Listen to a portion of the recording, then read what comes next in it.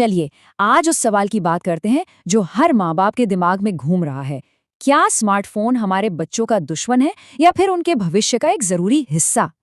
ये वो डर है ना, जो हम सबको कहीं ना कहीं महसूस होता है। एक तरफ टेक्नोलॉजी की तेज रफ्तार दुनिया है और दूसरी तरफ हमारे बच्चों का भविष्य दांव पर लगा है। तो चलिए पता लगाते हैं कि सच्चाई आखिर है क्या। तो सबसे पहले ये समझते हैं कि आखिर ये डर, ये चिंता आई कहाँ से। हमारे जहन में बचपन की जो तस्वीर है वो आज की हकीकत से कितनी अलग है ना। सोचिए, सिर्फ एक लाइन और ये आज के बचपन की पूरी कहानी बयां कर देती है। जहां कभी खेल के मैदान हुआ करते थे, आज वहां वाईफाई का सिग्नल होता है। अब देखिए ये फर्क कितना साफ है ना। एक तरफ वो जमाना था जब बच्चे बाहर खेलते थे, किताबें पढ़ते थे, और आज का जमाना है स्क्रीन टाइम का, यूट्यूब और ऑनलाइन गेमिंग का। और सच कहूं तो इसी बदलाव से सारी चिंताएं शुरू होती हैं। तो चलिए अब सीधे मुद्दे पर आते हैं। बात करते हैं उन खतरों की, उन चिंताओं की जो पेरेंट्स को सबसे ज्यादा सताती हैं। आखिर स्क्रीन के वो कौन से खतरे हैं जिनसे हमें सावधान रहना चाहिए।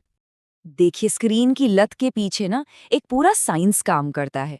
इसे कहते हैं डोपामाइन साइकिल। मतलब जब बच्चे को कोई लाइक मिलता है या कोई नोटिफिकेशन आता है ना, तो उसके दिमाग में एक feel good chemical dopamine release होता है।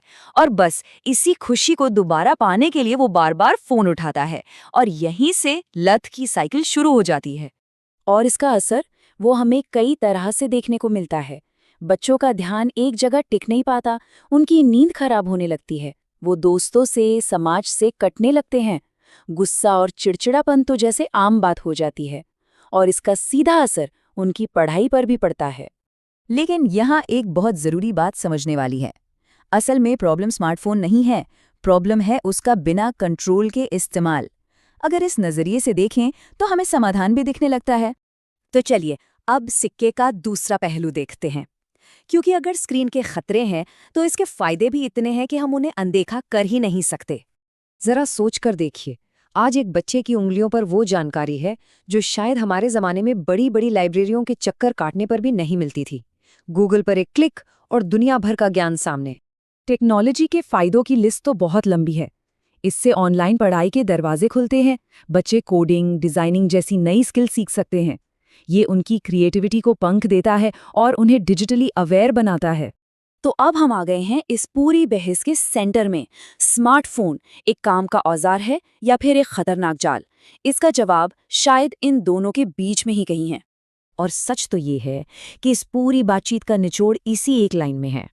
मोबाइल फोन अपने आप में न अच्छा है न बुरा, ये सिर्फ एक टूल है। इसी टूल से कोई जीनियस बन सकता है और इसी से कोई एडिक्ट भी। और यही पेरेंटिंग का गोल्डन रूल सामने आता है।